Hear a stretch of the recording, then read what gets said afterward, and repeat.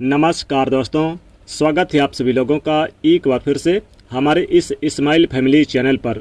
31 मई बुधवार निर्जला महा एकादशी। गाय माता को चुपचाप बस ये एक चीज़ खिला दें, 7 पुश्तों तक बैंक बैलेंस बढ़ता ही चला जाएगा, दुख दूर होंगे, सुख पास आएगा।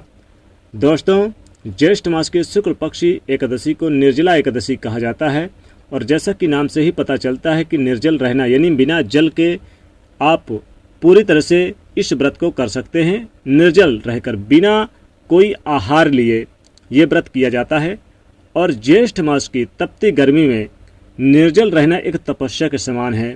इसलिए इस एकादशी का व्रत सभी एकादशियों में सर्वश्रेष्ठ माना गया है।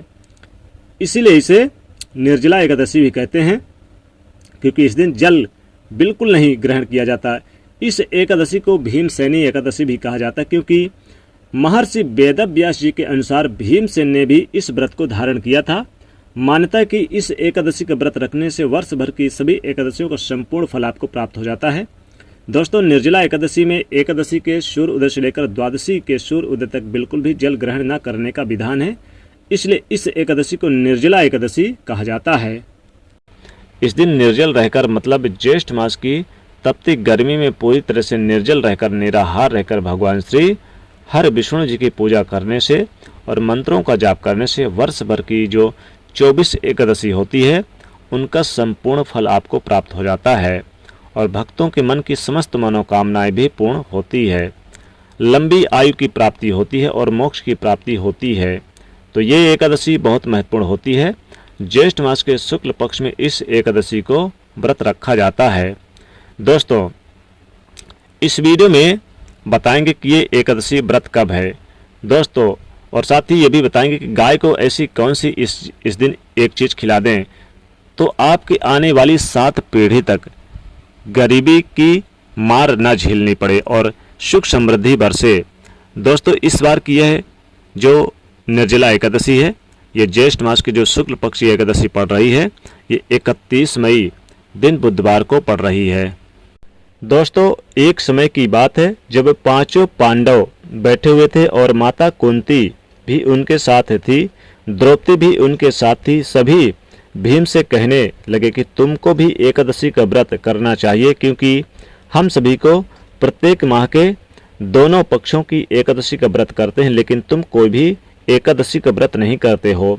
कम से कम पूरे महीने में तुमको व्रत नहीं कर सकते तो कम से कम एक बार यानी कि महीने की जो एक बार की एकादशी आती है उसका व्रत अवश्य करना चाहिए।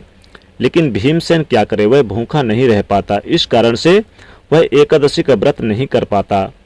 एक समय की बात है, महर्षि वेदव्यास जी का 5 पांडवों के निवास स्थान पर आगमन हुआ।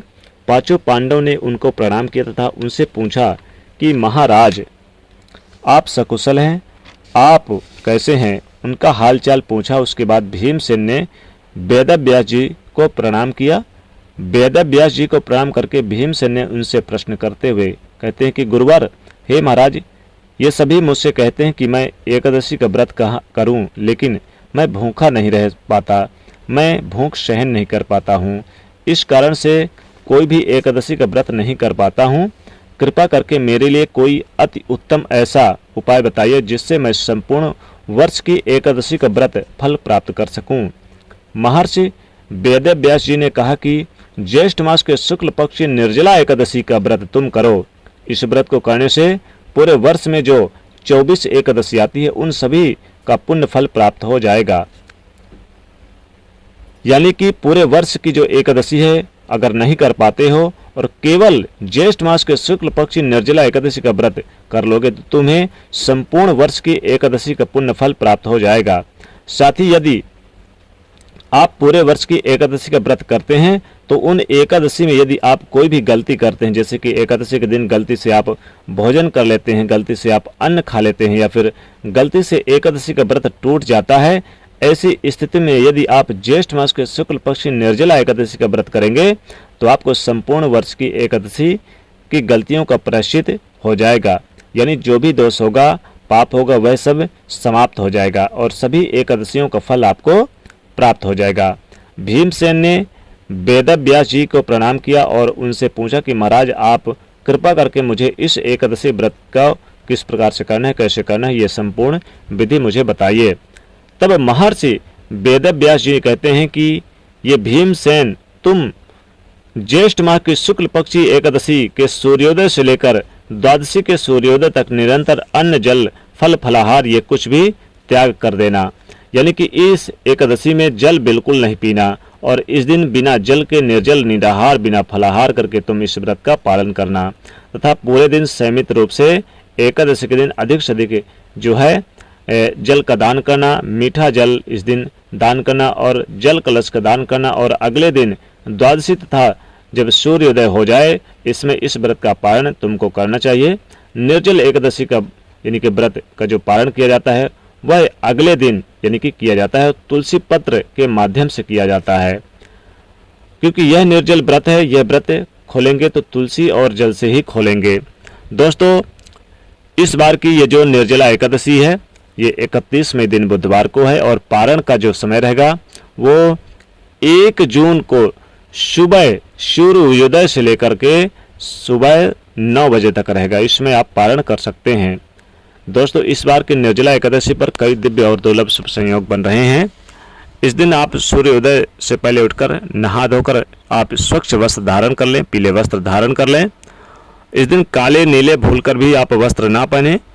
नीले यानी इस दिन आप पीले वस्त्र धारण करके फिर आप भगवान विष्णु और माता लक्ष्मी की पूजा करें। भगवान विष्णु जी के ओम नमो भगवते वासुदेवाय मंत्र का जाप करें। उन्हें आप इस दिन पीले पुष्प, पीले फल, पीले वस्त्र अर्पित करें और विधि विधान से उनकी पूजा करें। यथा योग संभव फिर दान करें। दोस्तों, फिर व्रत का संकल्प लें। दोस्तों, इसके बाद आप इस दिन गाय को ये चीज़ खिला दें जरूर, क्योंकि इससे माता लक्ष्मी जी प्रसन्न होती है और गाय माता भी प्रसन्न होती है। दोस्तों, पूजा पाठ करने के बाद फिर आप आटा ले लें। आटे को शुद्ध जल से अच्छी तरह से मढ़ लें, गोंद लें और फिर आप इसकी एक रोटी तैयार कर लें। रोटी तैयार करने के बाद फिर आप इसे भगवान विष्णु और माता लक्ष्मी के पास वहीं पर रख दें एक पात्र में। और फिर आप भगवान विष्णु जी को जो इस दिन भोग लगाया है आपने, जैसे कि इस दिन आपने गुड़ घी का भोग लगाया है, थोड़ी सी मिश्री भी रख लें। तुलसी का पत्र जरूर भगवान विष्णु जी को अर्पित करें, क्योंकि बगैर तुलसी की पूजा पूरी नहीं मानी जाती है। तो तुलसी पत्र जरूर अर्पित करें। और फिर आप चाहें तो एक तुलसी का दल भी इस रोटी में रख लें। तो थोड़ी सी घी, थोड़ी सी हल्दी रख लें, थोड़ी सी मिश्री रख लें और फिर आप एक तुलसी का दल रख के फिर आप ले जाकर गौ माता को चुपचाप खिला दें। दोस्तों, गौ माता को खिलाते समय आप अपनी मनोकामना जरूर बोले, परिक्रमा करें और जो भी आपकी मनोकामना है, धन प्राप्ति के लिए मनोकामना है, नौकरी बिजनेस व्यापार के लिए मनोकामना है, सभी मनोकामनाओं की पूर्ति होगी। अगर आपका धन व्यापार नहीं चल रहा, जैसे आपका ठप पड़ गया है, तरक्की जैसे आपसे रूठ गई है, कामयाबी कोसों दूर चली गई है, लाभ नहीं मिल पा रहा, व्यापार नहीं चल रहा है, नौकरी में प्रमोशन नहीं हो रहा है, अपनों से दूरी बना लिए हैं, शत्रुता बढ़ गई है, साथ ही साथ बता दें कि समाज में आपका मान सम्मान नहीं मिलता जिसके आप हकदार हैं, तो इस निर्जला एकादशी के दिन गाय को आप एक मुट्ठी घास ले लें, उसमें रोटी रखकर थोड़ी सी आप यानी कि हरी इलायची रख लें और 2 लौंग रख लें और थोड़ी सी मिश्री और हल्दी और घी रखकर ले जाकर गौ माता को खिला दें। ऐसा करने से आपके जीवन की समस्त मनोकामनाओं की पूर्ति होगी और जीवन में धन मान सम्मान सब कुछ प्राप्त होगा। दोस्तों, निर्जला एकादशी के दिन इस बार कई सारे दिव्य और दुर्लभ शुभ संयोग बन रहे हैं। 500 साल में ये पहली बार ऐसा अद्भुत शुभ संयोग आया है निर्जला एकादशी के दिन, जिससे कि अब गरीबों को भी चमक जाएगी किस्मत, बन जाएंगे अमीर। दोस्तों, बता दें कि इस बार निर्जला एकादशी के दिन सर्वार सिद्धियोग, अमृत सिद्धियोग का निर्माण हो रहा है। एकादशी के दिन गाय को सबसे पहली रोटी जरूर खिलाना चाहिए। सबसे पहली रोटी खिलाने से भगवान विष्णु और माता लक्ष्मी जी अत्यंत प्रसन्न होती हैं, क्योंकि गाय में सभी देवी देवताओं का वास होता है। दोस्तों, हिंदू पुराणों की माने तो गाय को गौ माता कहा गया है। गाय बहुत ही पवित्र मानी गई है।